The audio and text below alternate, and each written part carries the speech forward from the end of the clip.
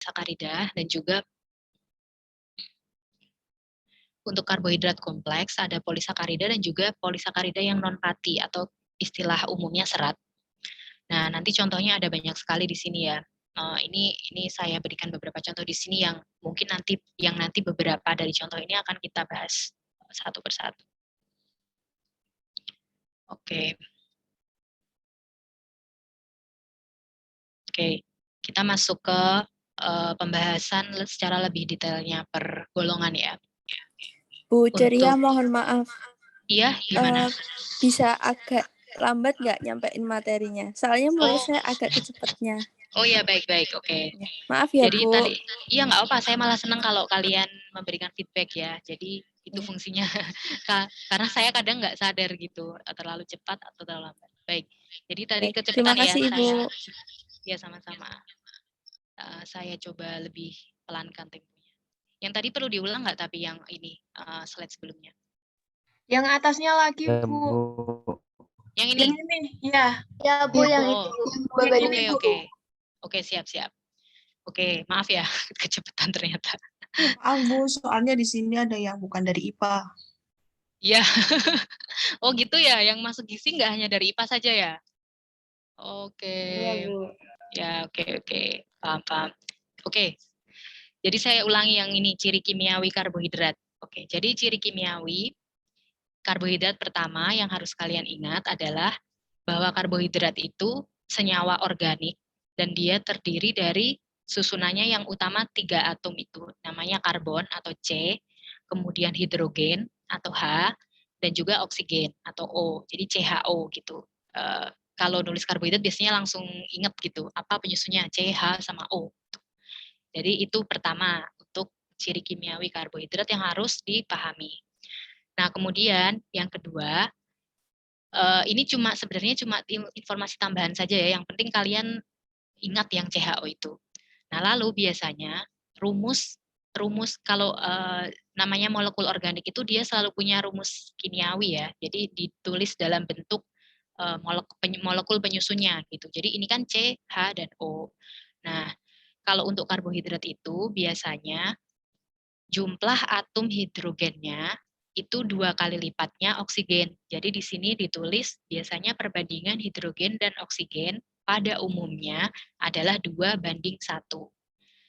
Nah, dalam pengaplikasiannya, bagaimana kok disebut 2:1? Saya kasih contoh yang molekul yang paling sering kita temui, yaitu gula atau glukosa. Glukosa itu, dia kalau ditulis rumus kimiawinya, itu kan CH sama O. Nah, dia kebetulan adalah golongan C6 atau atom yang karbon C-nya ada 6. Dia ditulis C6, kemudian H12 dan juga O6. Ini rumusnya.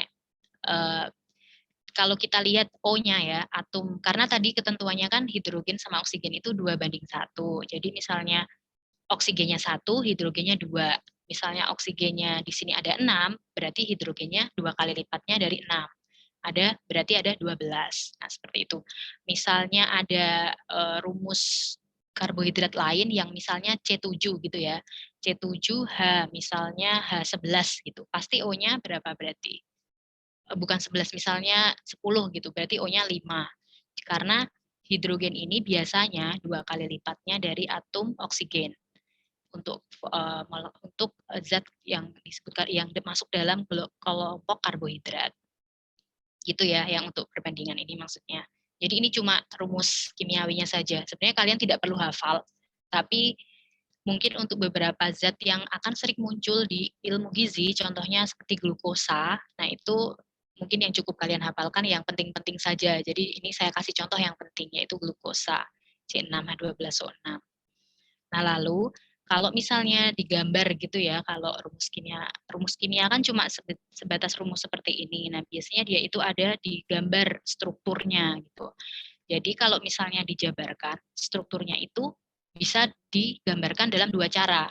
Nah, yang pertama ada struktur terbuka seperti ini. Lalu yang kedua struktur cincin yang seperti ini. Jadi kalau cincin itu dia memang bentuk molekulnya sebenarnya seperti ini gitu, tapi bisa digambarkan juga yang struktur terbuka. Jadi ini sebenarnya sama. kalau kita hitung C-nya ada 6 semua ya. Ini ada nomornya 1, C1 sampai C6. Jadi nomor penomoran ini tidak bisa dibalik-balik karena memang sudah aturannya seperti itu. Atom C nomor 1 mengikat O dan juga H di sini. Atom C nomor 2, 3, 4, 5 mengikat H dan OH. Kemudian atom C nomor 6 dia mengikat gugus lain di sini. Nah, kalau misalnya kita lihat yang struktur cincin, ini karena kebetulan saya dapat gambarnya nggak ada nomornya ya. Jadi yang nomor 1, atom C nomor 1 ini, dia posisinya yang di sini.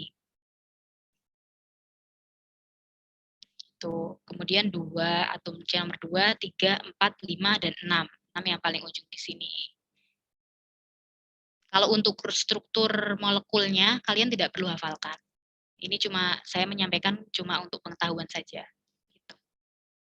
Apakah sudah cukup jelas yang ini? Apa mau ada yang belum jelas lagi? Sudah cukup Bu, berarti untuk yang rumus CHO itu C-nya nggak ada ketentuan ya, Bu? Kalau C-nya itu dia biasanya ini, apa namanya, menunjukkan kelompoknya. Jadi misalnya C6 itu nanti ada di slide selanjutnya akan saya jelaskan ya, di materi hari ini juga. Tapi saya beri gambaran aja. Jadi jumlah atom C itu menunjukkan kelompoknya. Jadi misalnya C6 dia kelompok heksosa, karena kalau kalian ingat ya, mungkin bahasa Latin gitu, 6, ada 1, kemudian mono, di, tri gitu ya, heksa, penta, okta, dan lain sebagainya. Nah, kalau 6 itu kan heksa ya, jadi dia golongan heksa itu nanti ada beberapa jenis karbohidrat yang ada di situ. Kemudian misalnya C5, berarti dia golongan penta, dia ada beberapa lagi gitu. Jadi jumlah atom C biasanya menunjukkan kelompoknya. Gitu ya. Nanti untuk slide selanjutnya ada kok, nanti ada penjelasannya. Bu, mau nanya.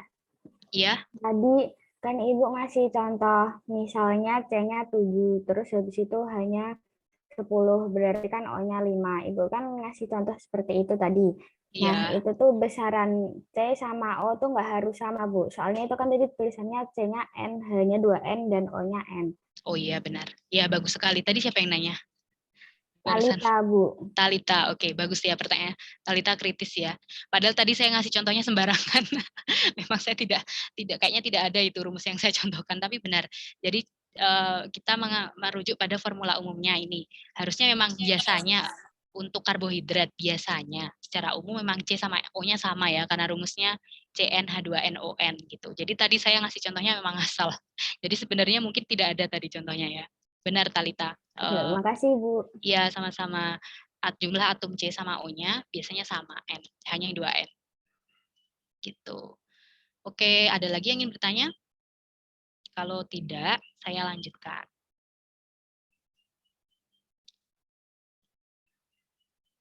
Ini perlu diulang tidak ya? Tapi kayaknya enggak ya, soalnya nanti akan saya bahas juga sih lebih lanjut yang penggolongan.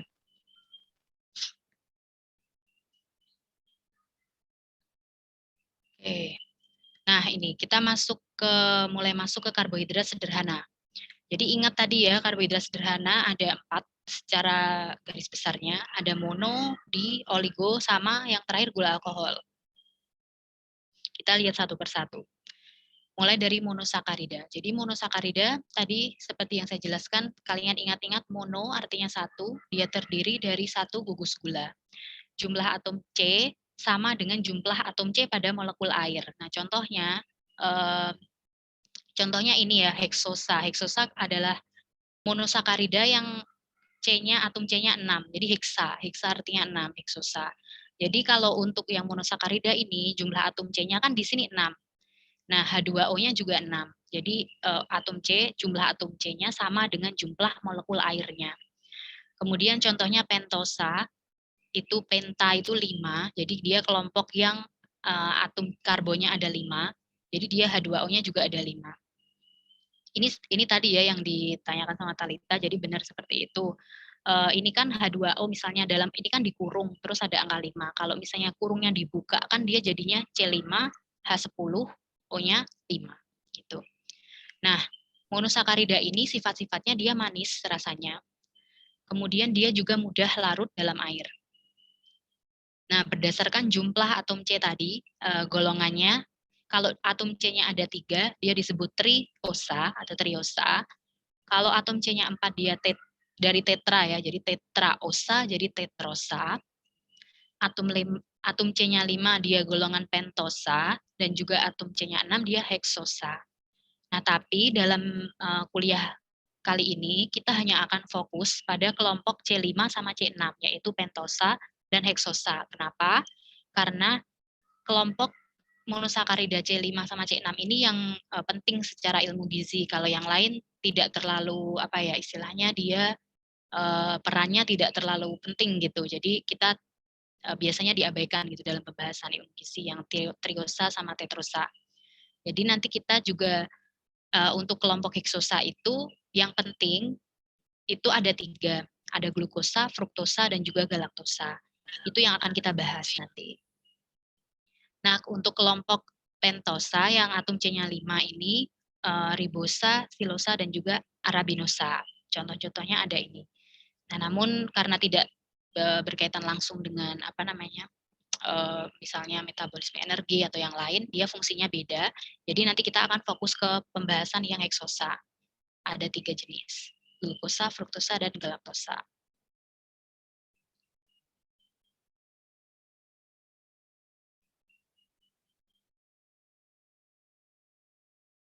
Oke, jadi untuk ini masih lanjutannya yang monosakarida ya. Monosakarida ini juga dibagi lagi penggolongannya berdasarkan gugus yang dimiliki. Jadi gugus yang dimiliki itu dia tadi dilihat dari strukturnya tadi, struktur yang gambar tadi, yang ada struktur terbuka sama cincin tadi. Dia dibedakan menjadi 2 golongan, yaitu aldosa sama ketosa. Nah, kelompok aldosa sama ketosa ini dibedakan berdasarkan ini. Jadi kalau dia aldosa, karena dia ada ikatan aldehidnya. Jadi gugus aldehid ini merupakan ikatan C sama O. Ini kalau kalian lihat tangannya ada 2 ya, CO-nya di sini, ikatan double di sini. Ikatan CO ini memiliki 1 atom hidrogen. Nah, itu yang disebut gugus aldehid. Jadi CO dia mengikat 1 atom H. Kemudian kalau ketosa dia adalah kelompok monosakarida yang gugusnya mengikat gugus keton. Jadi dia ikatan CO-nya memiliki 2 gugus hidrokarbon CHO. Jadi bedanya seperti itu. Gambarnya mungkin seperti ini. Nah, kalau aldosa tadi CO di sini dia mengikat 1 atom H. Itu cirinya. Lalu yang di ketosa CO-nya dia mengikat 2 molekul CHO di sini sama yang di sini. Ini kan ada 2. Nah, jadi berdasarkan strukturnya itu, maka dibedakan menjadi aldosa dan ketosa. Nah, contoh monosakarida yang masuk ke kelompok aldosa ini, yang memiliki gugus aldehid ini, contohnya ada glukosa, ada galaktosa, eritrosa, ribosa, dan yang lain-lain. Lalu untuk yang ketosa, contohnya ada fruktosa, yang penting ya fruktosa, dia termasuk ketosa, eritriulosa, ribulosa, dan yang lain-lain. Jadi kalau kalian pas lihat gambar gitu, kemudian lihat yang gugus C ikatan ganda sama O, nah dia dilihat atom lainnya yang diikat yang mana, yang apa gitu. Kalau dia aldehid, dia masuk ke aldosa. Kalau dia gugus keton, 2 CHO ini, dia masuk ke ketosa. Tapi ini sih sekedar tahu saja, tapi tidak perlu dihafalkan. Untuk penggambaran strukturnya tidak perlu kalian hafalkan. Yang penting kalian paham saja. Kalau misalnya kalian baca literatur, lalu menemukan ada kelompok gula, ketosa, dan aldosa, itu kalian sudah ngeh gitu. Oh, ini tuh maksudnya kelompok yang dibedakan berdasarkan apa yang diikat sama atom CO-nya gitu. Mungkin kalian cuma cukup tahu ini aja, yang penting-penting seperti glukosa sama fruktosa ya, misalnya glukosa itu masuk apa, fruktosa masuk apa gitu. Oke. Nah, sekarang kita membahas yang pertama, yaitu glukosa atau biasanya gula. Kita sebut juga gula. Glukosa tadi rumus molekulnya C6H12O6 ya. Kemudian ini tadi juga sudah saya tunjukkan rumus struktur cincinnya. Nah, ini bedanya, ini sama ya dengan yang tadi. Walaupun C-nya tidak ditulis, tidak masalah. Jadi memang biasanya seperti itu. Ada yang C-nya ditulis, ada yang tidak.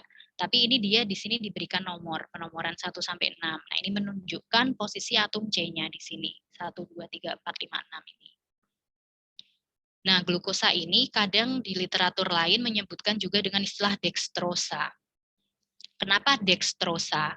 Kalau kalian pernah dengar istilah dextra, dextra itu artinya kanan. Dextra. Sinistra artinya kiri, ya kan? Mungkin pernah dengar. Kayaknya waktu SMA ada istilah-istilah seperti itu. Dextra itu kanan. Nah, kenapa dia disebut dextrosa? Karena dia dilihat dari atom C yang nomor 2 ini. C nomor 2 ini dia mengikat OH di sebelah kanan.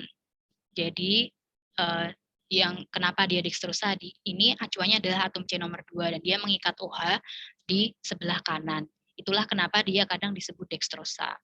Jadi nanti yang contoh lain juga ada yang pokoknya semua molekulnya yang seperti ini, dia pasti masuk kelompok dextrosa juga. Tapi biasanya jarang sih ditulis di ininya, lebih sering menyebutnya glukosa. Jadi ini cukup tahu saja. Nah, glukosa ini ada dalam bentuk bebas, terdapat dalam jumlah sedikit dalam beberapa bahan makanan seperti sayuran, buah, sirup jagung, kemudian sari-sari pohon gitu. Jadi tidak hanya ada di misalnya di yang manis-manis, enggak, kan sayur enggak manis ya kalau kita makan gitu.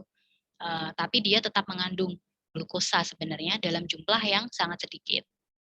Nah, tingkat kemanisan dari glukosa ini dia setengah dari sukrosa. Nah, kalau sukrosa ini apa? Sukrosa ini nanti adalah dia masuk ke kelompok lain di sakarida, tapi kalau di istilah awamnya, sukrosa itu gula pasir istilahnya, yang biasa kita konsumsi sehari-hari. Nah, itu dia masuk sukrosa. Jadi, tingkat kemanisan glukosa adalah kurang lebih setengahnya dari tingkat kemanisan gula pasir.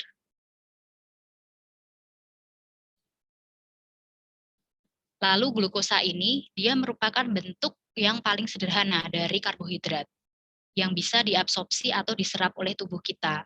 Karena dia merupakan hasil akhir dari pencernaan karbohidrat pada hewan dan juga pada manusia. Nah, glukosa dalam bentuk karbohidrat, ini adalah bentuk karbohidrat, karena tadi dia yang paling sederhana ya, jadi dia yang beredar di dalam saluran, di dalam sel darah, dan yang digunakan sebagai sumber energi langsung. Itu adalah glukosa. Kemudian otak kita juga hanya bisa menyerap glukosa ya, tidak bisa menyerap molekul karbohidrat atau gula yang lain, hanya glukosa saja.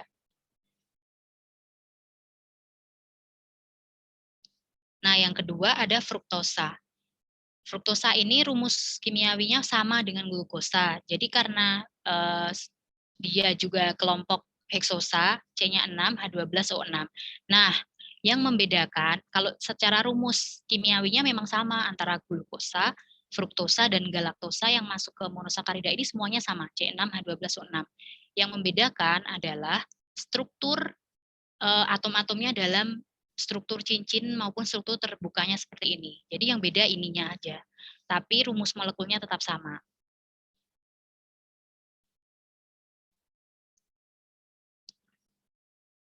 Nah, untuk fruktosa ini, dia juga biasa disebut levulosa atau gula buah. Dan dia merupakan gula yang paling manis. Dibandingkan dengan golongan monosakarida yang lain, dia yang paling manis. Nah, tingkatan kemanisannya, kalau diurutkan ya, yang golongan monosakarida itu dia seperti ini. Jadi, fruktosa itu dia paling manis, lalu dia glukosa, lalu diikuti silosa, dan juga galaktosa. Dan sumbernya yang paling banyak, fruktosa ini ada di dalam madu. Jadi hampir sepertiga dari gula sederhana yang ada di madu itu dia merupakan fruktosa. Tapi selain madu, dia juga ada di buah, nektar bunga, dan juga di sayuran dalam jumlah yang lebih sedikit. Nah, di dalam tubuh, fruktosa ini merupakan hasil dari pencernaan sukrosa. Itu untuk fruktosa. Nah, yang ketiga, contoh penting lainnya adalah galaktosa. Sama, rumus kimiawinya C6H12O6. Yang beda adalah ini struktur cincinnya. Nah, galaktosa ini dia tidak seperti glukosa dan fruktosa yang bisa ditemukan secara bebas di bahan makanan, karena dia tidak terdapat bebas di alam. Jadi di galaktosa ini ditemukan di dalam tubuh kita sebagai hasil dari pencernaan laktosa. Jadi laktosa itu apa? kita akan bahas selanjutnya nanti. Jadi kita tidak bisa menemukan galaktosa ini ya dalam buah, sayur, maupun sumber makanan yang lain. Karena dia hanya merupakan hasil pencernaan di dalam tubuh saja.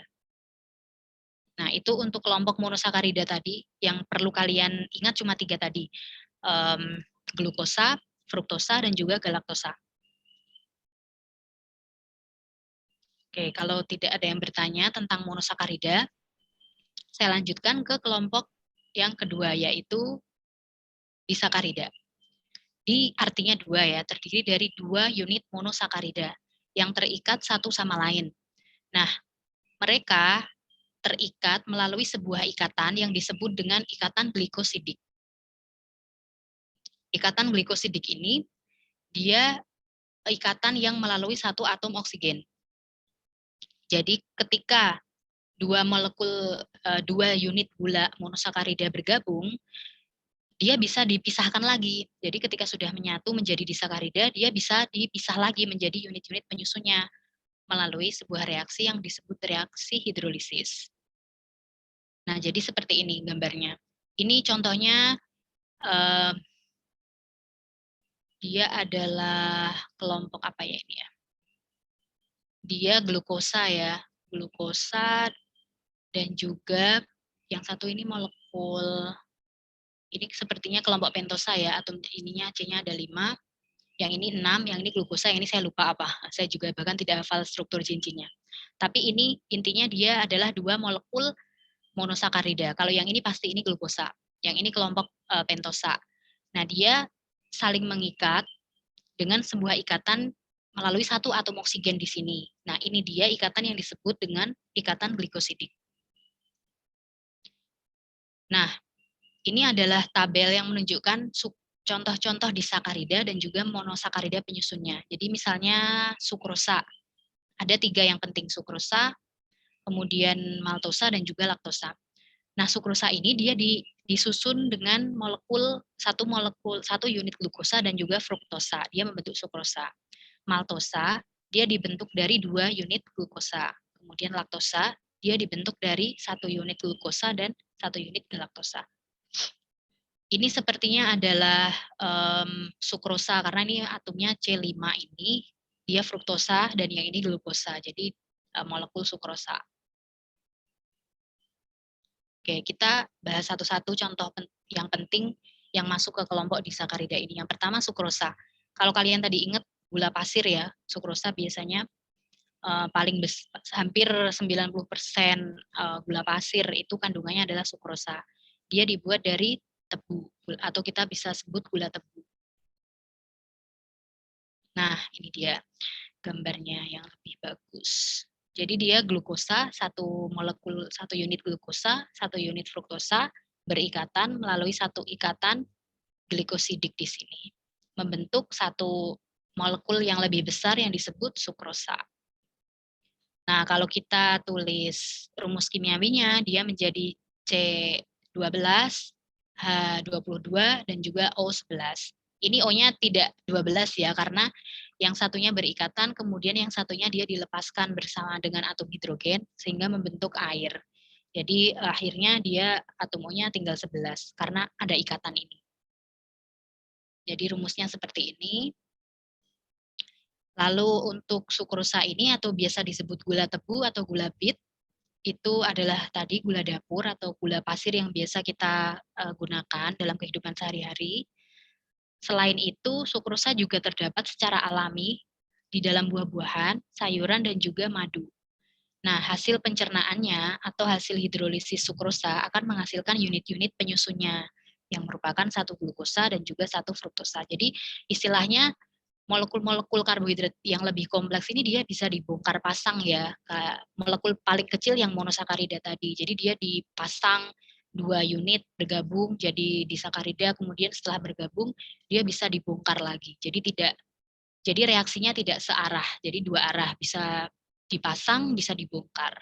Kalau dibongkar ya hasilnya akan unit-unit penyusunnya itu.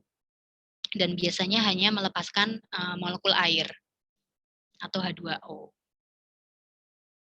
Nah, itu untuk sukrosa. Kemudian ada maltosa. Yang kedua, maltosa tadi dia dibentuk dari 2 unit glukosa, sehingga kalau dia dipecah akan menghasilkan 2 unit glukosa. Ini ikatannya sama di atom O-nya di sini. Rumus molekulnya sama dengan sukrosa. Nah, maltosa ini biasanya disebut gula malt atau gula gandum karena dia diperoleh dari hasil hidrolisis amilum atau pati. Jadi ketika ada zat pati yang ada di dalam misalnya umbi atau serealia atau beras gitu ya, dia dipecah dalam pencernaan ataupun dipecah secara mekanis di luar sistem pencernaan melalui proses pengolahan gitu menjadi maltosa. Jadi dia disebut biasanya gula malt atau gandum. Nah, dia tidak terdapat bebas di alam, artinya tidak bisa ditemukan di bahan makanan langsung dalam bentuk maltosa gitu, tapi dia adalah hasil hidrolisis dari pati atau amilum. Ini contoh saja ya, ada produk maltosa, maltus powder gitu, ada kalau kalian cari di pasaran. Dan biasanya produk maltosa ini dia digunakan untuk untuk pemanis, karena dia rasanya dia tidak semanis sukrosa gitu, tapi dia manisnya lebih rendah dan dia biasa dipakai industri untuk bahan pemanis. Nah, untuk yang ketiga, yang penting di kelompok disakarida ini ada laktosa. Laktosa itu biasa disebut dengan gula susu karena dia hanya terdapat dalam susu. Dan dia kalau dipecah akan menghasilkan unit penyusunnya yaitu 1 unit glukosa dan 1 unit galaktosa. Nah, kandungan laktosa ini beda-beda di setiap jenis susu. Ini saya akan kasih contoh susu sapi, itu laktosnya biasanya 6,8 gram per 100 mili. Sedangkan kalau di air susu ibu atau ASI, dia lebih rendah kandungan laktosanya. Dan laktosa ini dia paling tidak manis. Dia hanya 1/6 kalau dibandingkan tingkat kemanisan glukosa. Nah, yang perlu kalian ingat di laktosa ini adalah tidak semua manusia bisa tahan terhadap laktosa karena mungkin ada beberapa orang yang dia kekurangan suatu enzim yang namanya enzim laktase. Nah, enzim laktase ini dia untuk memecah laktosa menjadi unit-unit penyusunnya. Kalau misalnya orang ini dia kekurangan enzim laktosa, akibatnya ketika dia mengkonsumsi susu misalnya, dia akan mengalami reaksi yang namanya laktos intoleran atau intoleransi laktosa. Nah, intoleransi laktosa ini gambarnya ini ya, yang sebelah kiri, ini ketika normal, ketika enzim laktase kita cukup, tidak ada masalah dengan pencernaan laktosa. Yang di sebelah kanan, laktos intoleran. Nah, itu adalah ketika seseorang kekurangan enzim laktase di dalam tubuhnya. Nah, maka ketika dia mencerna laktosa, itu dia tidak bisa dipecah menjadi glukosa dan juga galaktosa karena enzimnya tidak ada. Sehingga laktosa ini dia akan masuk ke saluran pencernaan di usus besar. Nah, padahal di usus besar, laktos ini bisa digunakan oleh bakteri untuk melakukan proses fermentasi atau pembusukan sisa-sisa makanan yang ada di situ. Sehingga akan menghasilkan gas dan juga asam di dalam usus besar yang mengakibatkan gejala seperti kembung atau begah istilahnya. Perutnya begah sama muncul abdominal pain atau rasa sakit di bagian perut. Nah, itu gejala-gejala ketika seseorang mengalami intoleransi pada laktosa. Dan akibat selanjutnya, dia bisa diare. Gitu. Karena laktos ini tidak dicerna di dalam saluran pencernaannya sehingga tidak diserap. Jadi dia malah menyebabkan gangguan di saluran usus besarnya.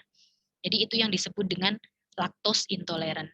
Jadi yang banyak menderita laktos intoleran itu biasanya orang-orang dari ras yang kulitnya berwarna gitu ya. Jadi seperti misalnya kita juga ada resiko yang kulit berwarna itu misalnya yang gelap, kemudian yang ras mungkin Asia gitu ya. Kalau misalnya orang-orang yang kulit yang Kaukasian, ras Kaukasian biasanya resikonya lebih rendah untuk mengalami laktos ini. Karena memang ininya beda,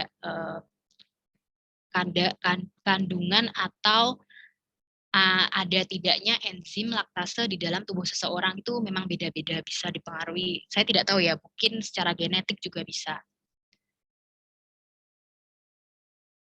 Itu untuk laktosa.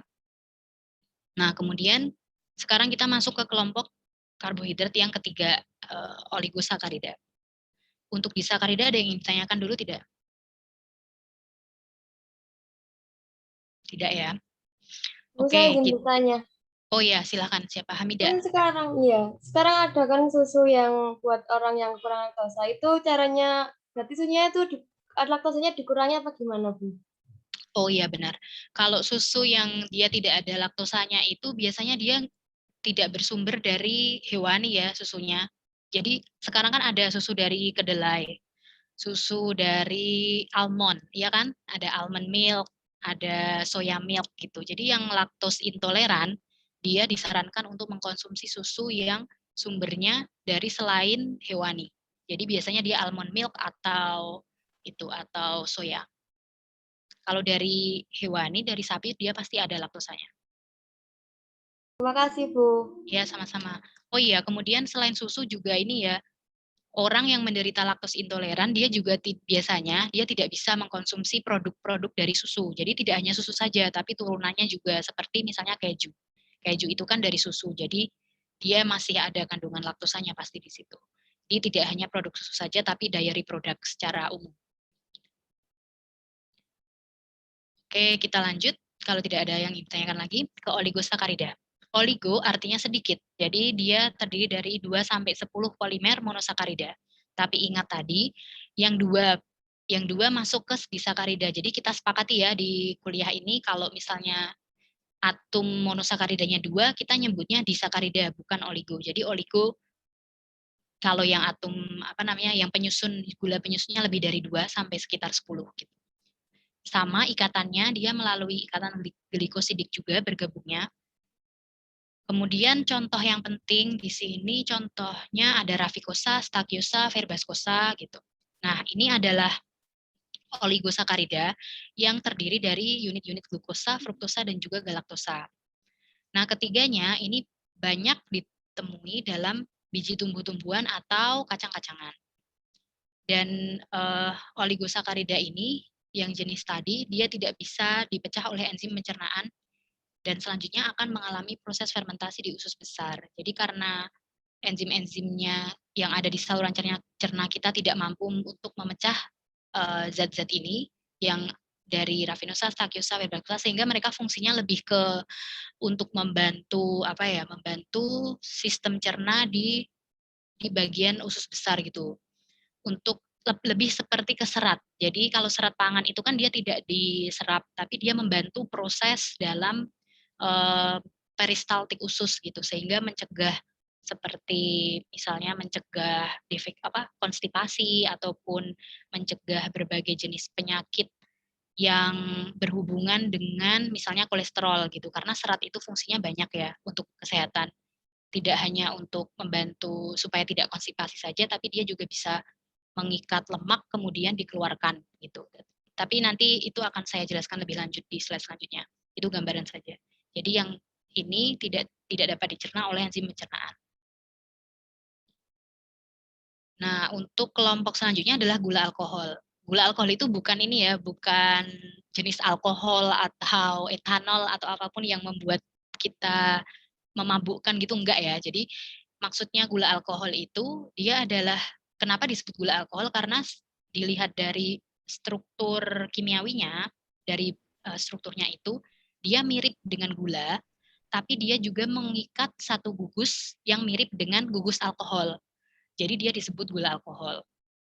Contohnya yang penting yaitu ada sorbitol, ada manitol, dulcirol, inositol, xilitol gitu. Dan biasanya mereka digunakan di industri makanan sebagai bahan pemanis. Nah, gula alkohol ini dia juga bisa terdapat bebas di alam, artinya bisa ditemui di bahan makanan tertentu, dan juga dia dapat dibuat secara sintetis atau dibuat di luar makhluk hidup gitu ya. Jadi maksudnya diproduksi sendiri dengan reaksi kimia. Nah, kita ke contoh yang pertama, sorbitol. Sorbitol ini banyak digunakan dalam produk minuman dan juga makanan atau snack untuk pasien-pasien diabetes. Kenapa? Karena sorbitol ini tingkat kemanisannya dia lebih rendah daripada gula biasa. Lalu sorbitol ini dia tidak akan meningkatkan kadar gula darah secepat gula biasa. Itulah kenapa sorbitol banyak digunakan untuk membuat produk-produk untuk pasien diabetes. Dan juga sorbitol ini diabsorpsi atau diserap lebih lambat di saluran cerna dan akan diubah di dalam hati menjadi dipecah menjadi glukosa. Jadi semua jenis gula akhirnya ketika masuk ke dalam tubuh akan dipecah dalam bentuk glukosa penyerapannya. Nah, ini contoh gambar sorbitol. Jadi tadi yang saya bilang ya, ini kan glukosa tadi udah familiar kalian. Terus sorbitol, ini kan mirip ya. Dia strukturnya dari sini nih. Ini mirip sekali dengan glukosa. Tapi yang membedakan adalah ujungnya. Dia mengikat gugus CH2OH. Kalau yang glukosa kan dia mengikat gugus H saja ya. Jadi yang membedakan adalah di sini. Nah, itu yang membuatnya mirip seperti gugus alkohol. Jadi dia dimasuk dalam gula alkohol. Tapi untuk strukturnya kalian tidak perlu hafalkan. Cukup tahu saja. Nah, gula alkohol yang kedua, yang lain contohnya ada manitol, ada dulsitol. Itu juga dibuat dari monosakarida jenis manosa dan juga galaktosa. Jadi itu yang dibuat itu maksudnya dia disintesis secara buatan, tidak ditemukan dalam bahan makanan gitu. Jadi dia diproduksi sendiri. Nah, kalau misalnya di dalam bahan makanan, dia bisa ditemui dalam jumlah terbatas. Kalau manitol contohnya ya dalam nanas, asparagus, ubi, wortel gitu. Kalau untuk keperluan komersial di industri, biasanya dia diekstraksi dari sejenis rumput laut untuk manitol ini. Dan keempat contohnya ada inositol. Ini juga banyak terdapat dalam bahan makanan, terutama dalam sekam serealia. Kemudian ada contoh lain gula alkohol ini, silitol. Nah, gula alkohol yang jenis ini, silitol ini dia kelebihannya adalah dia tidak menyebabkan karies pada gigi, tidak seperti gula pasir atau sukrosa. Jadi biasa disebut yang ramah gigi karena kenapa? Kenapa dia tidak menyebabkan karies? Karena jenis gula alkohol ini dia tidak difermentasi di rongga mulut, tidak dicerna gitu. Jadi dia hanya berfungsi memberikan rasa manis tanpa menyebabkan karies pada gigi. Sehingga banyak dimanfaatkan untuk kesehatan gigi dibandingkan dengan jenis gula alkohol yang lain, yang produk silitol ini. Kemudian dia dalam jumlah rendah ada pada serat buah dan sayur, lalu juga bisa diekstraksi untuk komersial dari buah beri, gandum, jamur, sekam jagung, dan juga tebu. Sebenarnya masih banyak ya contoh gula alkohol. Nah, ini saya berikan tabel di sini. Ada banyak sekali contoh gula alkohol itu. Kalau kalian mau explore, silahkan baca sendiri banyak sekali ininya apa. Kalau kalian googling di Google gitu, contoh gula alkohol gitu akan muncul banyak sekali. Jadi ini hanya beberapa saja. Kalau di tabel ini yang perlu diperhatikan kolom 1 dan 2 ya. Jadi ada namanya di sini jenis-jenis gula alkohol.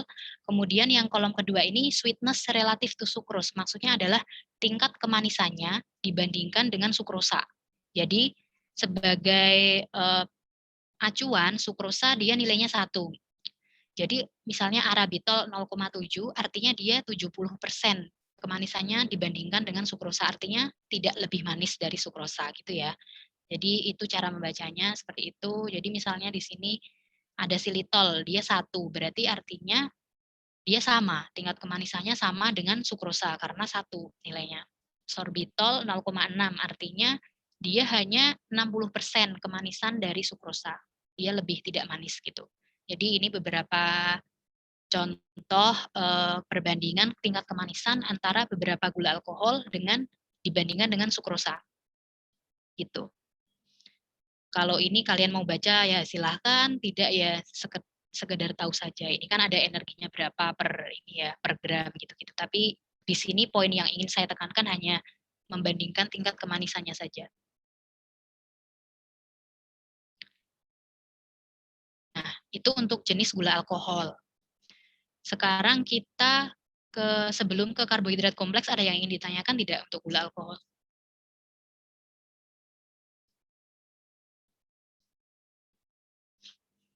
Baik, kalau tidak ada kita lanjut ya.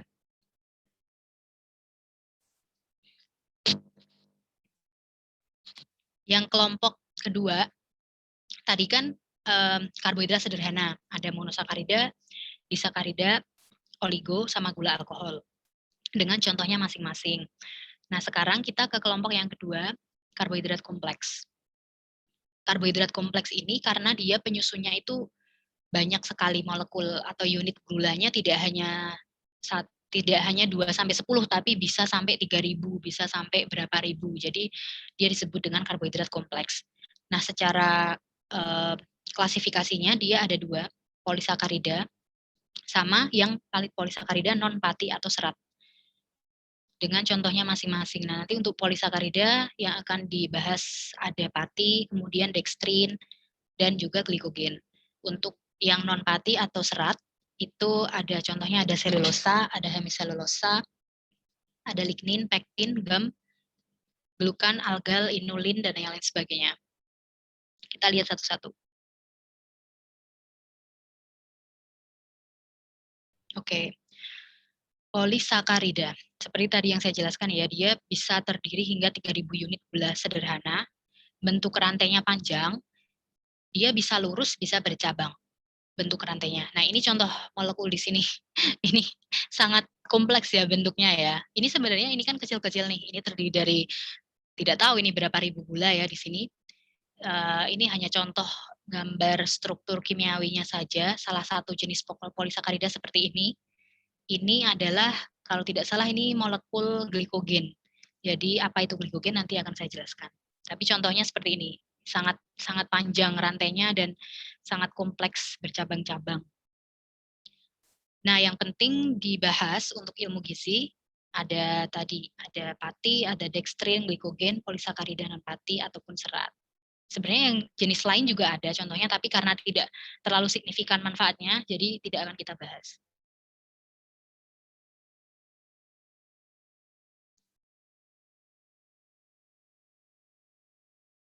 Oke, nah yang pertama pati.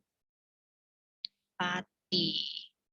Istilah pati itu ada juga beberapa literatur yang menyebutnya dengan amilum. Jadi pati atau amilum. Tapi pada perkuliahan saya lebih senang menggunakan istilah pati ya.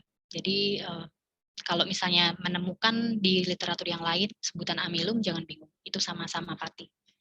Nah, pati ini dia merupakan simpanan karbohidrat dalam tumbuh-tumbuhan, seperti contohnya padi-padian, biji, ataupun umbi-umbian. Nah, pati merupakan jenis karbohidrat utama yang dikonsumsi oleh manusia, yang kita makan sehari-hari, misalnya beras. Itu kandungan beras itu mayoritas adalah pati.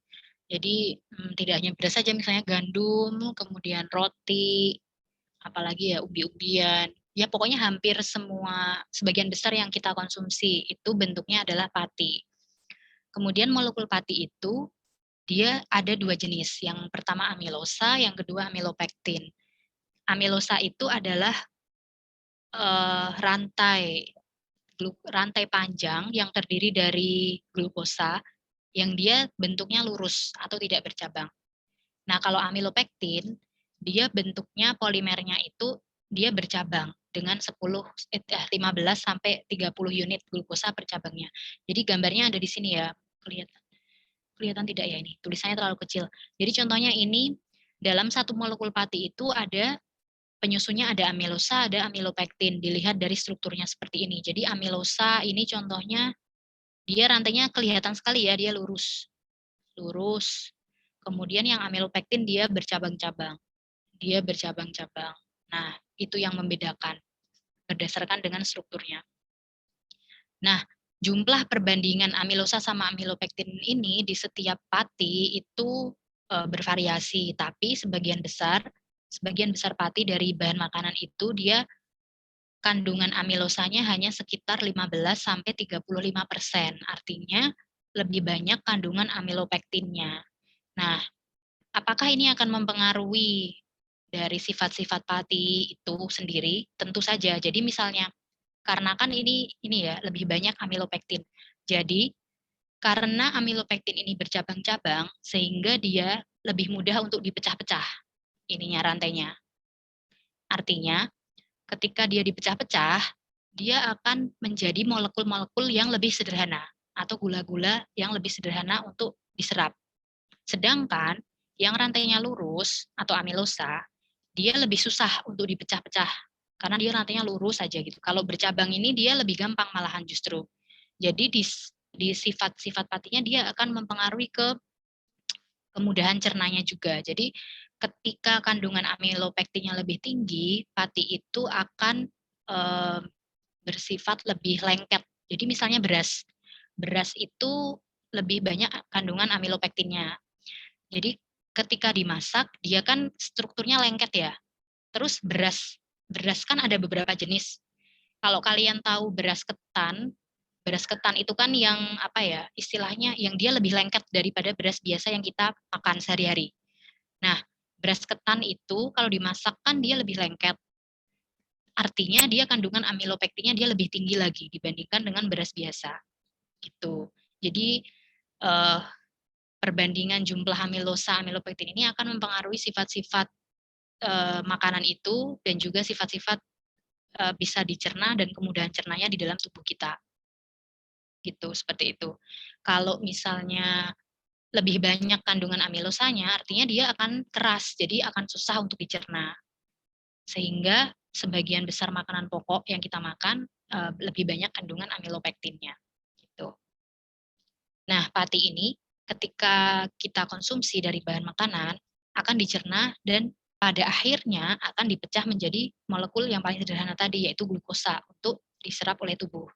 Namun sebelum pati diubah menjadi glukosa, dia akan berubah menjadi bentuk yang lebih sederhana dulu, yaitu dextrin dan maltosa. Jadi proses pemecahannya itu tidak langsung pati dipecah menjadi glukosa, tapi pati lalu dipecah menjadi dextrin dan maltosa, lalu dextrin dan maltosa ini dicerna lagi, dipecah menjadi glukosa. Gitu. Karena pati ini kompleks tadi, jadi ketika dipecah tidak langsung jadi glukosa. Itu ya. Nanti untuk lebih lanjut, proses pencernaan pati akan kita bahas di pertemuan ketiga. Ini hanya untuk dasarnya dulu saja, supaya nanti kalian sudah ada gambaran gitu ketika kita membahas masalah pencernaan karbohidrat. Nah, jadi kalian perlu ya, penting untuk memahami amilosa dan amilopektin ini pada pati.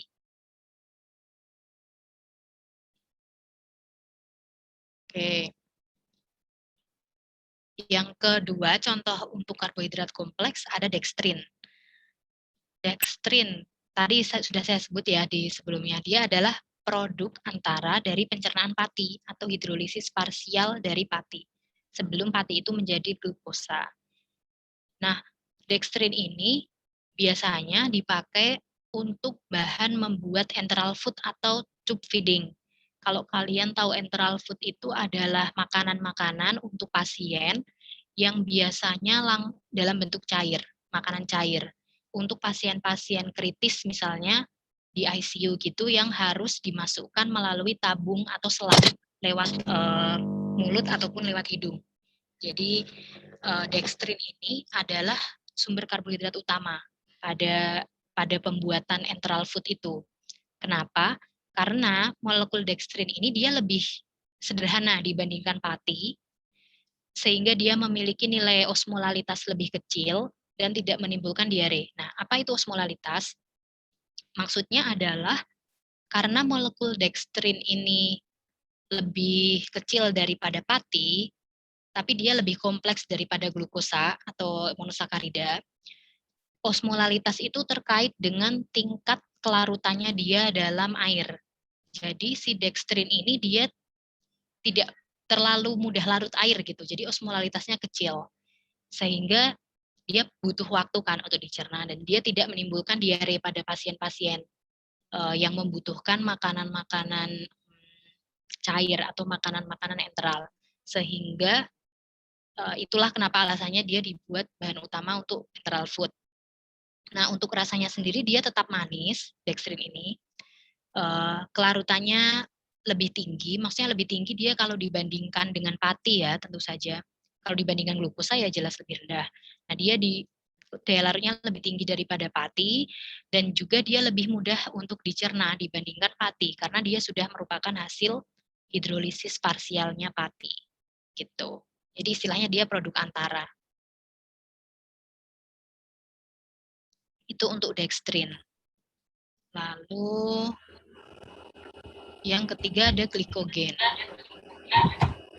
Ada yang ingin ditanyakan?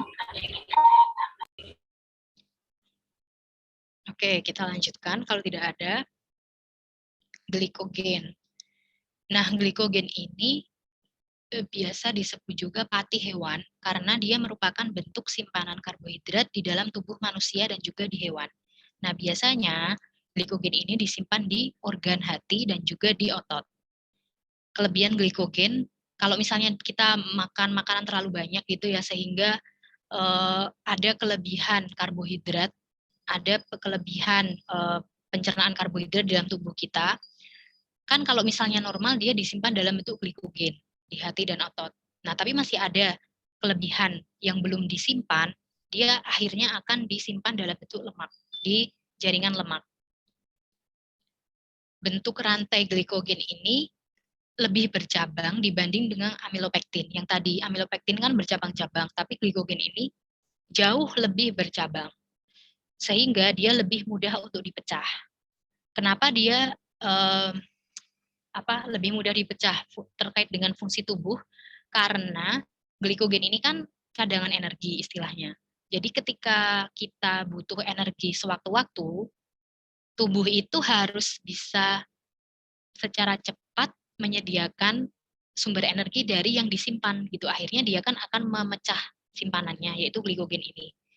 Nah, karena hal itu maka glikogen ini secara strukturnya dia sangat-sangat bercabang biar mudah dipecah gitu, sehingga akan bisa langsung digunakan sebagai sumber energi ketika kita kekurangan energi di dalam tubuh gitu ya. Nah, kemudian glikogen ini tidak larut dalam air sifatnya. Tidak larut di dalam air. Namun larut pada pelarut organik yang nonpolar, contohnya ether, kloroform, heksana, seperti itu. Itu sifat dari glikogen.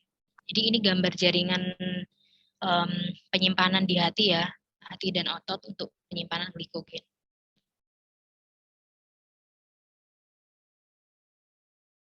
Oke, itu untuk kelompok polisakarida yang penting untuk diketahui. Setelahnya kita sudah masuk ke kelompok yang kedua, yang serat, kelompok serat atau polisakarida non-pati. Nah, sebelum kita masuk ke kelompok ini, ada yang ingin ditanyakan dulu tidak untuk sebelumnya? Kelompok yang polisakarida pertama.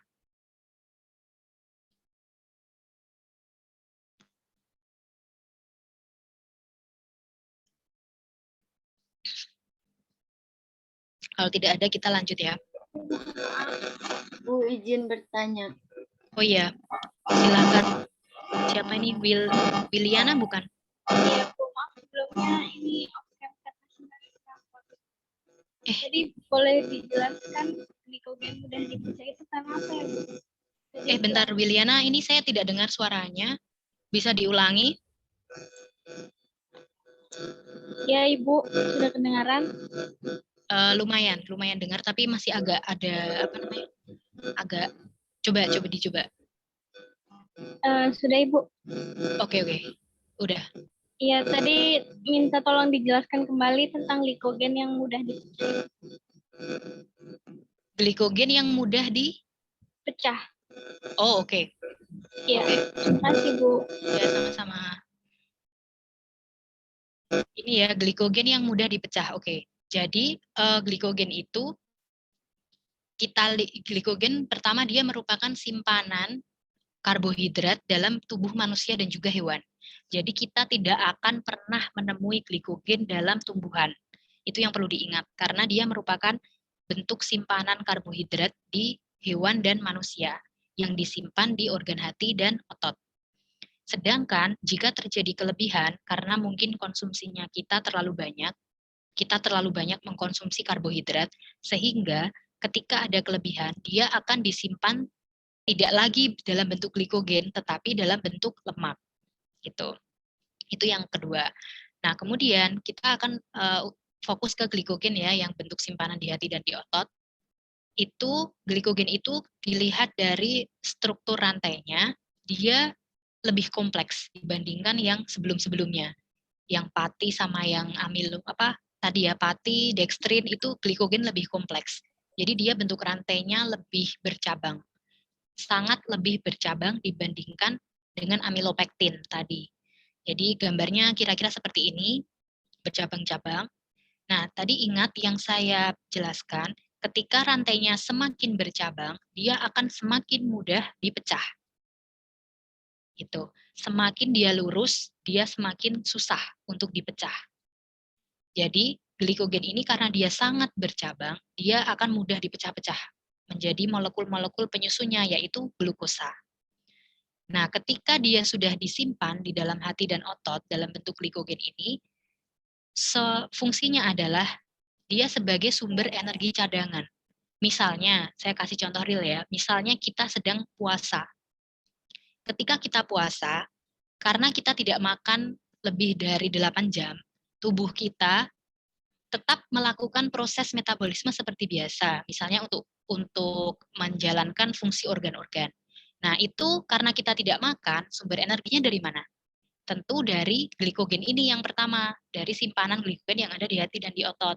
Nah, kenapa glikogen ini harus mudah dicerna dan mudah dipecah? Yang pertama terkait strukturnya ya. Strukturnya membuat dia mudah dicerna dan dipecah.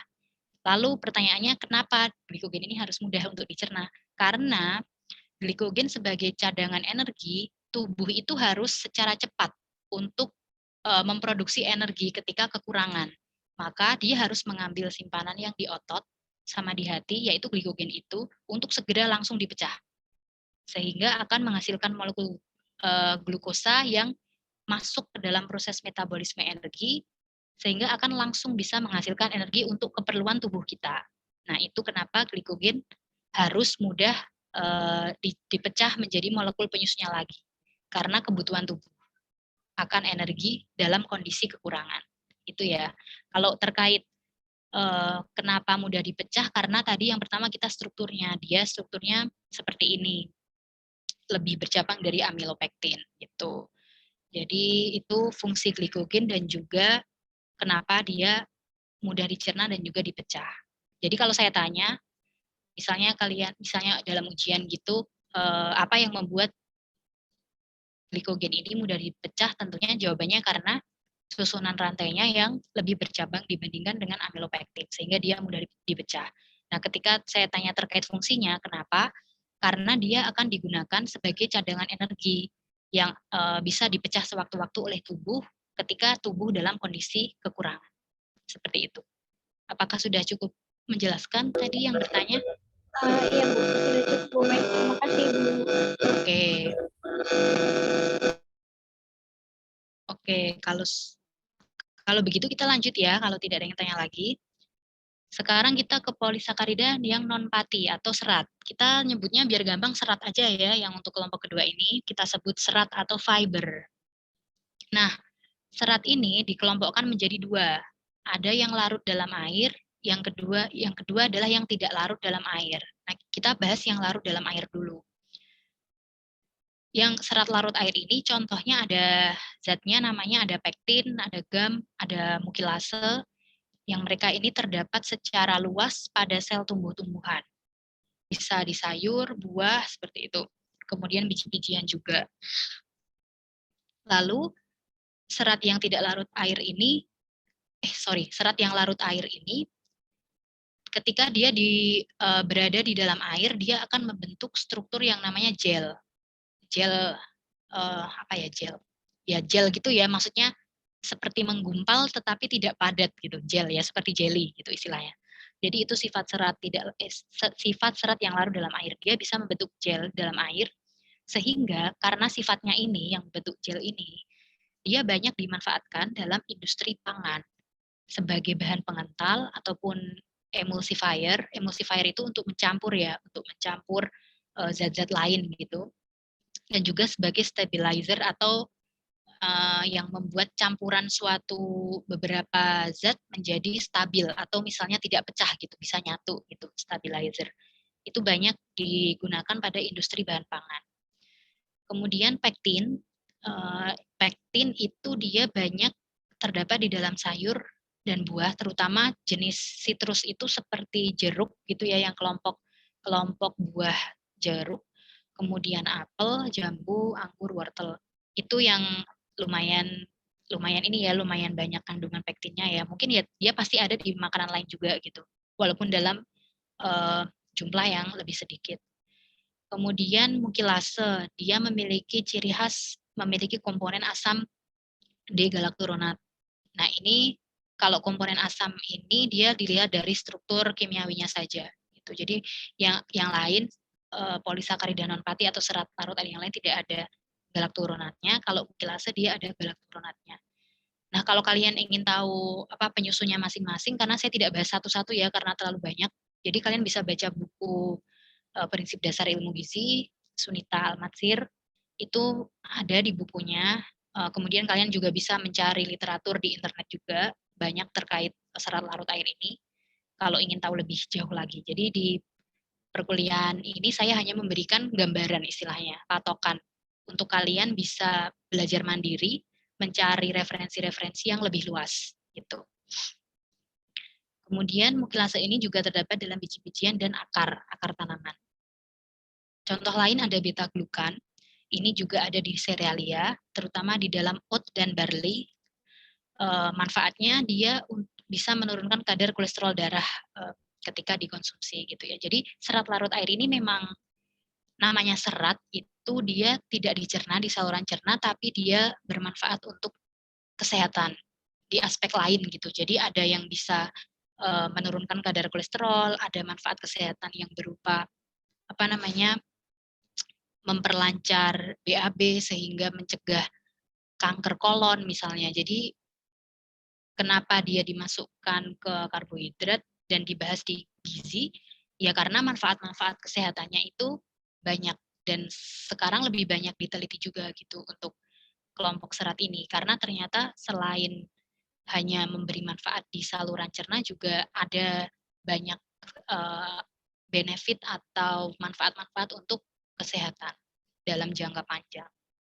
Itulah kenapa kita di ini ya ada anjuran untuk konsumsi serat cukup ya kita untuk karbohidratnya.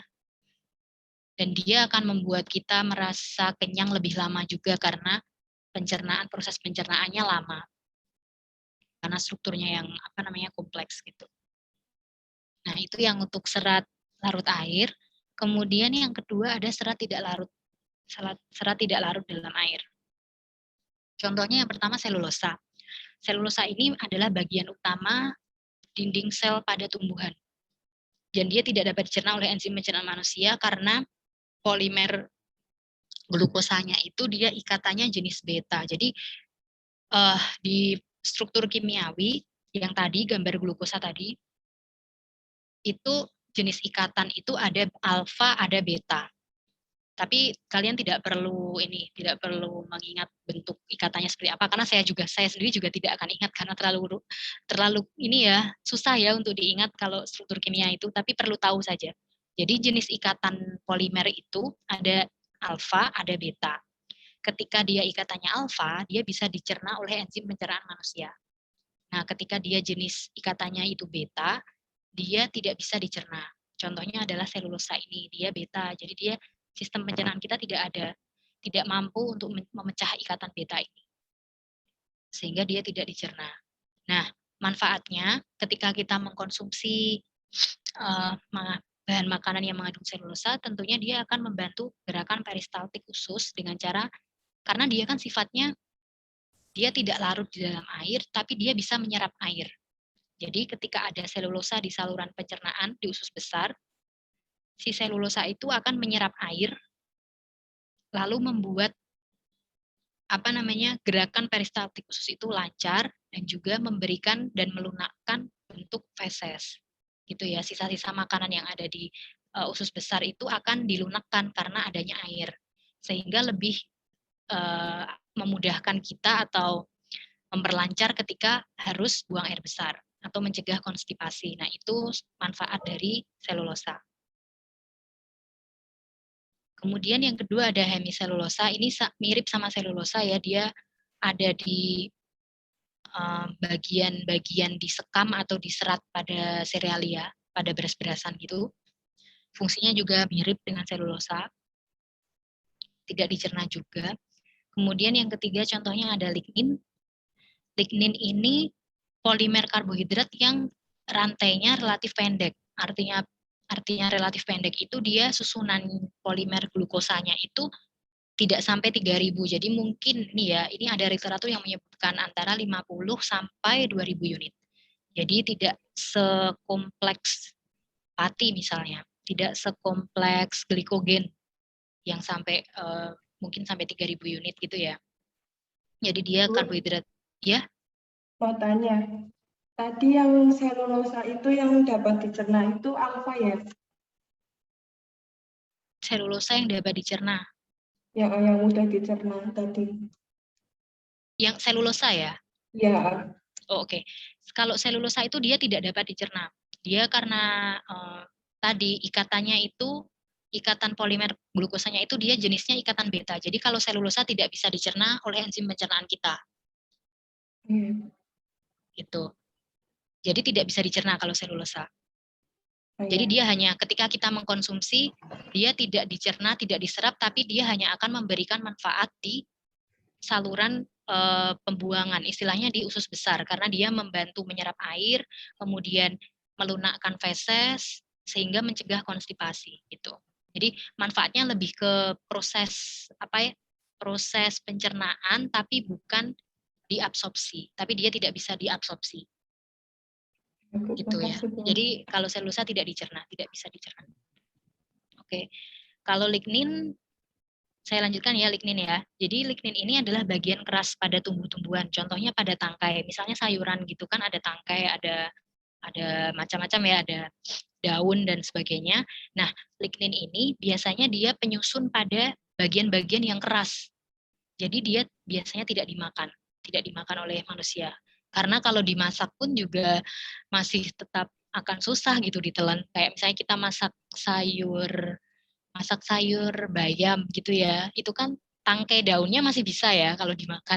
Tapi kalau batangnya kan nggak bisa. Nah itu. Jadi itu komponen utamanya biasanya lignin yang keras seperti itu. Karena dia memang fungsinya untuk menyokong pada batang pada tumbuhan. Jadi biasanya tidak dikonsumsi oleh manusia. Nah, kemudian untuk yang terakhir saya berikan tambahan untuk inulin. Inulin ini juga polisakarida fruktosa, karena dia ada susunannya ada fruktosa gitu ya. Terdapat banyak pada tumbuh-tumbuhan, terutama di bagian akar dan ubi. Dia juga tidak larut dalam air, dan termasuk dalam kelompok karbohidrat yang tidak dapat dicerna. Jadi masuk ke yang serat tadi yang non-pati, polisakarida non-pati. Nah, untuk inulin ini menarik ya karena semakin ke sini semakin banyak penelitiannya tentang inulin ini. Karena ditemukan bahwa inulin ini dia ternyata manfaat kesehatannya banyak untuk mencegah penyakit-penyakit kronis gitu. Jadi fungsinya tidak hanya seperti serat pangan yang mencegah konstipasi saja, tapi dia bisa memberikan manfaat kesehatan yang lain. Kita lihat, nah ini yang penelitian yang sudah banyak sekali itu menemukan bahwa inulin ini dia digunakan sebagai prebiotik. Prebiotik itu ini ya, suatu substrat dari makanan yang ketika dia di usus besar itu dia bisa digunakan sebagai media untuk bakteri yang baik. Bakteri baik di dalam saluran cerna gitu untuk melakukan proses fermentasi. Jadi prebiotik itu inulin itu dia ada fungsi prebiotiknya gitu istilahnya.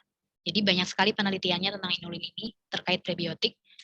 Kalian juga bisa belajar mandiri dengan mencari literatur yang lain Nah, selain sebagai prebiotik tadi, untuk industri pangan, inulin juga digunakan sebagai fat replacer, sugar replacer atau pengganti lemak, pengganti gula, dan juga pengubah tekstur pada pangan fungsional biasanya. Jadi pangan fungsional itu adalah produk-produk bahan makanan yang diproduksi dan diklaim memiliki manfaat kesehatan. Itu untuk pangan fungsional. Jadi misalnya apa ya? Banyak ya sekarang kayak produk-produk yang diklaim ini memiliki manfaat untuk mencegah penyakit A, B, C dan sebagainya. Nah, itu inulin biasa digunakan sebagai pengganti lemak, pengganti gula untuk membuat itu karena dia masih memiliki rasa manis sebenarnya ya, tapi tidak tidak semanis sukrosa tentu saja. Dan dia sifatnya yang tadi yang sama seperti polisakarida yang lain tadi yang kalau misalnya di dalam air dia bisa membentuk gel tadi sehingga banyak dipakai di industri pangan. Nah, contoh makanan-makanan yang tinggi inulin itu ada banyak. Contohnya ini seperti di gambar ini ya.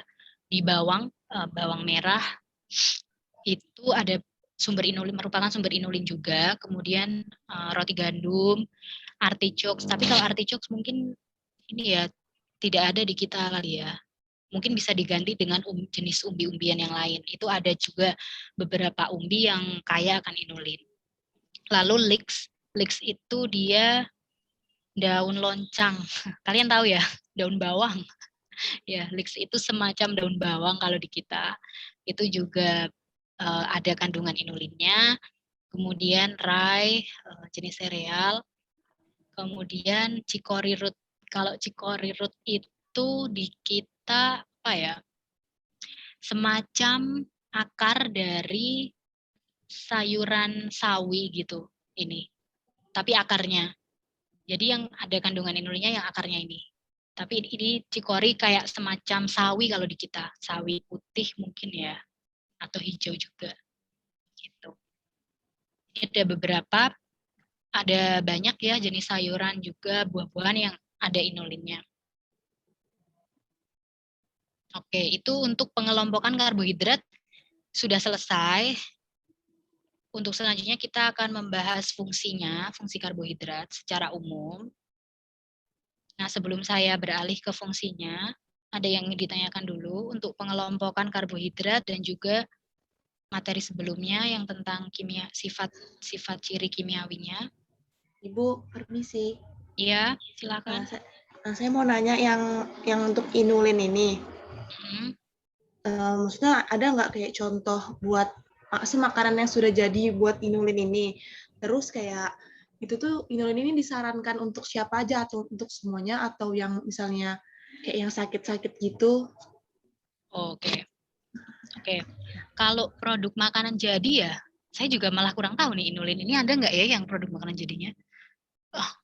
Mungkin saat ini saya belum punya jawaban ya untuk produk makanannya.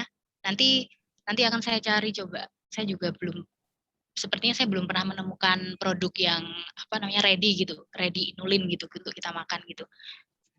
Nah, oke. Nanti saya cari dulu ya. Saya jujur saya juga tidak tahu untuk produknya. Siapa tadi yang bertanya? Fatimah ya? Fatimah. Oke, nanti mungkin Fatimah juga bisa cari ya teman-teman yang lain juga. Kalau kalian penasaran produk-produknya. Atau mungkin saya kurang update kalau sekarang sudah ada. Jadi yang pertanyaan pertama saya minta maaf saya belum bisa menjawab. Yang pertanyaan kedua, apakah inulin ini dikhususkan untuk kelompok tertentu misalnya? Enggak. Jadi untuk kita pun butuh gitu karena manfaat kesehatannya tadi. Jadi selain dia manfaat sebagai serat, dia bermanfaat dalam sistem pencernaan sebagai prebiotik yang bagus untuk pertumbuhan bakteri-bakteri baik di saluran pencernaan kita. Dan juga manfaat kesehatan yang lain, dia terkait, bahkan ada juga saya baca ya, inulin itu bermanfaat untuk kesehatan lambung juga, gitu, dan bisa mencegah penyakit-penyakit kronik. Jadi, kalau diperuntukkan untuk golongan tertentu atau misalnya pasien yang sakit, enggak. Saya rasa kita pun perlu untuk mengkonsumsi inulin ini, karena manfaat untuk kesehatannya tadi, gitu. Jadi, kalau untuk manusia sehat, tidak ada ini ya, maksudnya ya bagus-bagus saja gitu ketika kita mengkonsumsi inulin ya akan mendapatkan manfaat kesehatannya itu gitu. Tapi kalaupun kita tidak mengkonsumsi inulin, itu kan kita dalam keseharian masih akan mengkonsumsi serat-serat yang lain ya. Kalau kita makan itu kan pasti ada serat-serat yang terkandung di dalamnya gitu. Jadi ya ini sih tidak khusus sih kita bisa mengkonsumsi. Kalau untuk terkait pasien malah mungkin dia ini kali ya, ada pasien mungkin yang misalnya dia ada masalah di saluran cerna,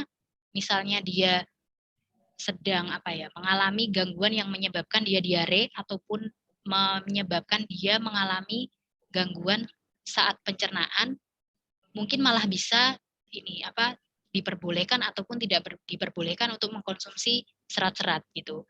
Kalau misalnya dalam kondisi diare, itu kan malah disarankan kita untuk mengkonsumsi makanan-makanan yang rendah serat, gitu kan? Kalau pas diare, karena serat itu dia akan menarik air. Sehingga ketika kita diare dan kita makan makanan yang berserat, jadi malah tambah diare nanti. Karena bentuk fesesnya sudah cair, serat itu akan makin menambah menyerap air gitu. Jadi kalau untuk pasien-pasien dengan kondisi tertentu ya tergantung kondisinya. Bisa jadi dia direkomendasikan untuk mengkonsumsi makanan yang mengandung serat termasuk inulin, bisa jadi dia malah dipantang untuk mengkonsumsi serat ataupun inulin gitu. Itu ya gambarannya ya, Fatimah. Baik, terima kasih, Bu. Ya, sama-sama. Bu, saya mau nanya. Ya, silahkan. Jadi gandum ini masuknya ke golongan pati atau inulin ya, Bu? Atau inulin ini kategori sendiri? Enggak, dia masuk ke polisakarida non-pati. Tidak Gimana larut sih, Bu? air. Ya, tadi ya polisakarida yang non-pati atau serat. Karena Ibu dia izin tidak. bertanya. Ya, silakan. Yang tadi kan tingkat kemanisan monosakarida, yang pertama ada fruktosa, glukosa, silosa, sama galaktosa. Nah, silosa itu apa ya, Bu? Silosa. Sebentar.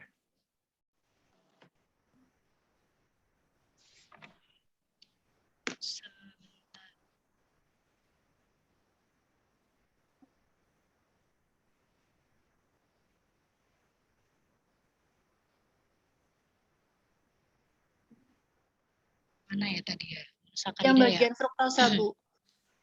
Ya, oh iya, oke bentar. Sukrosa. Fruktosa. Fruktosa ya? Oh ini, yang urutan kemanisan ya? Iya. Oh iya, di sini ada fruktosa, glukosa, silosa. Oh iya benar. Jadi ini silosa ini dia masuk ke kelompok monosakarida pentosa. Jadi dia tidak masuk ke pentosa tadi ingat kan yang C-nya 5 yang ada ribosa, ada arabinosa, ingat ya? Iya. Jadi ya ini saya masukkan ke sini karena mengurutkan tingkat kemanisannya tadi. Tapi silosa ini dia tidak masuk ke C6, dia C5. Tapi dia masih masuk ke monosakarida. Jadi dia adalah monosakarida dengan 5 atom karbon. Jadi masuk kelompoknya pentosa. Makasih, Bu. Ya, sama-sama. Ada lagi yang ingin ditanyakan?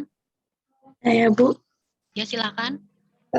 Tadi itu kan ada beberapa yang misalnya sorbitol ya, Bu, yang untuk pasien diabetes itu bisa menurunkan pokoknya kemanisannya itu 60% dari sukrosa. Nah, untuk penderita diabetes itu yang harus dihindari ataupun dikurangi itu jenis karbohidrat yang mana ya, Bu? Oh, oke. Oke, ya.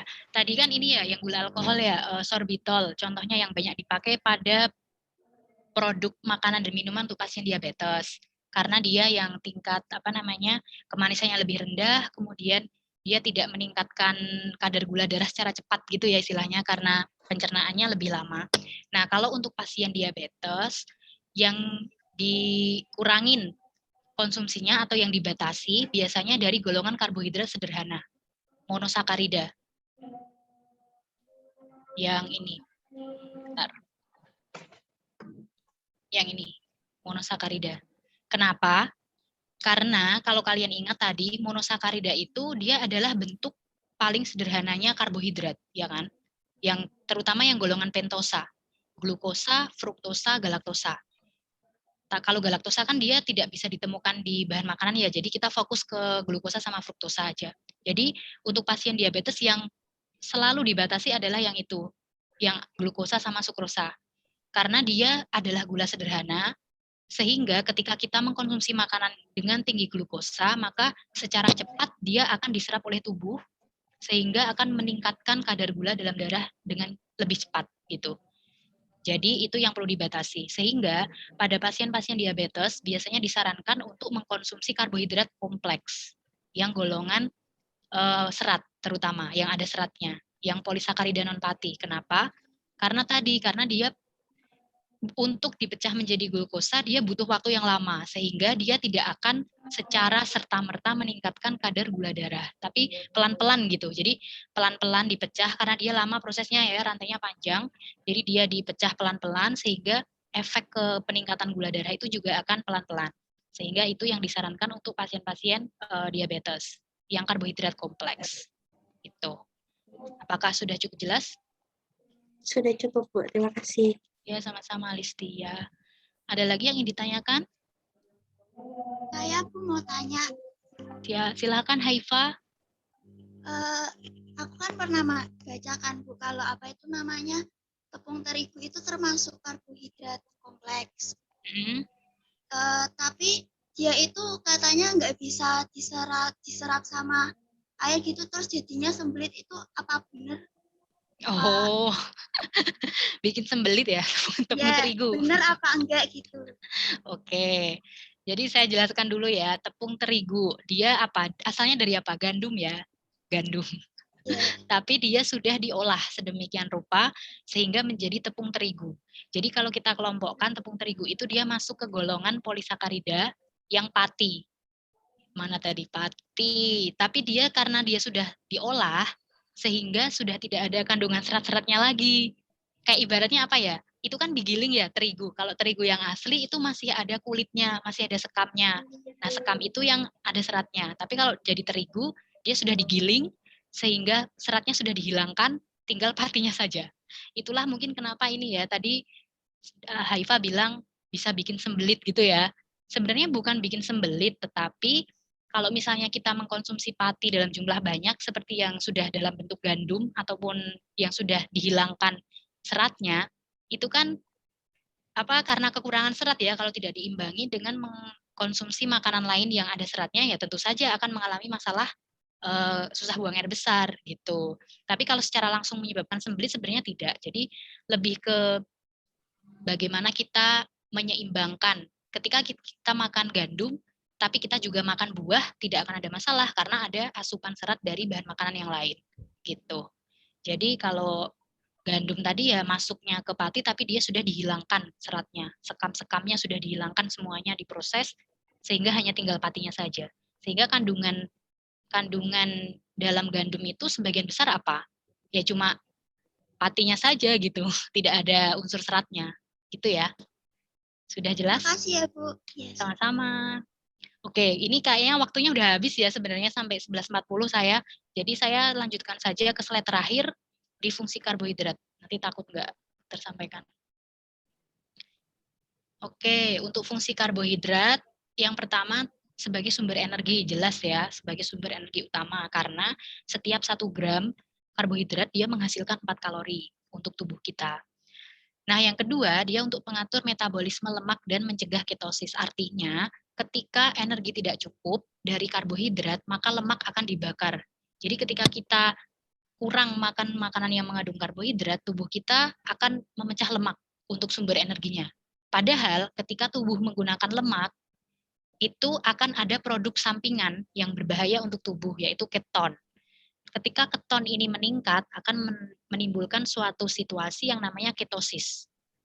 Jadi ketosis itu adalah kelebihan keton di dalam peredaran darah. Dan itu berbahaya bagi tubuh. Sehingga jangan sampai tubuh kita memecah lemak. Caranya adalah kita harus makan makanan yang mengandung karbohidrat. Gitu. Yang ketiga, penghemat protein. Ini hampir sama, karena protein itu di dalam tubuh fungsinya sebagai zat pembangun. Jadi ketika kita kurang karbohidrat, nanti kan yang pertama dipecah lemak. Setelah lemak dipecah, nanti yang akan dipecah lagi ketika sudah tidak ada yang lain adalah protein. Jadi ya salah satu fungsi karbohidrat itu untuk menghemat penggunaan protein di dalam tubuh. Jangan sampai yang dipecah adalah protein gitu ya. Kemudian yang selanjutnya adalah sumber energi di otak dan syaraf. Karena otak kita hanya bisa menyerap glukosa, tidak bisa menggunakan energi dari sumber lain. Jadi glukosa satu-satunya sumber energi untuk otak. Selanjutnya ada simpanan energi tubuh dalam bentuk glikogen, sudah jelas. Lalu mengatur peristaltik usus dan pemberi bentuk sisa makanan, melancarkan BAB, mencegah konstipasi tadi yang bentuk yang fungsi dari karbohidrat serat, yang golongan serat. Kemudian juga karbohidrat ini kan ada atom C-nya ya. Nah, itu di dalam metabolisme energi sebagai sumber atom karbon untuk dibuat senyawa lain, senyawa kimia lain. Nah, ini nanti akan kalian pelajari lebih lanjut di metabolisme gizi makro di mata kuliah lain. Untuk proses metabolisme energi ini. Kemudian yang terakhir adalah karbohidrat ini berfungsi dalam komunikasi intraseluler pada organisme. Jadi ini adalah fungsi-fungsi karbohidrat di dalam level sel. Ini juga nanti akan kalian pelajari di mata kuliah lain seperti biokimia dan juga metabolisme gizi makro. Jadi tidak di mata kuliah gizi dasar, tapi kalian cukup tahu dulu aja. Jadi banyak sekali fungsi karbohidrat ya. Kemudian terakhir adalah untuk memberikan rasa manis pada makanan. Oke, kuliah hari ini cukup sekian. Ini kayaknya waktunya tepat ya, sampai 11, udah lebih 2 menit, 11.42. Nah, nanti kalau misalnya kalian masih ada pertanyaan yang belum sempat ditanyakan karena waktunya habis, silakan hubungi saya di email saya di cerianurania@gmail.com. Insya Allah akan saya balas kalau ada yang mengirimkan email, silakan disampaikan pertanyaannya dan juga memperkenalkan diri tentunya ya, karena takutnya nanti saya tidak tahu ini siapa kalau nggak ada ini identitasnya gitu. Silakan kalau ingin menghubungi via email di luar jam kuliah saya tidak keberatan. Itu untuk minggu depan kita lanjutkan membahas tentang proses pencernaan karbohidrat di dalam tubuh. Sekian ya, karena sudah habis waktunya, mungkin saya akhiri saja untuk perkuliahan hari ini. Terima kasih semuanya atas waktunya dan juga atas partisipasinya. Saya minta maaf kalau ada salah-salah dalam menjelaskan atau mungkin terlalu cepat atau tidak jelas, saya minta maaf. Semoga ilmu yang kita pelajari hari ini bermanfaat untuk kedepannya. Sekian dari saya akhiri. Billahi taufiq wal hidayah. Wassalamualaikum warahmatullahi wabarakatuh. Waalaikumsalam warahmatullahi wabarakatuh. Oke, selamat siang semuanya, selamat beristirahat ya.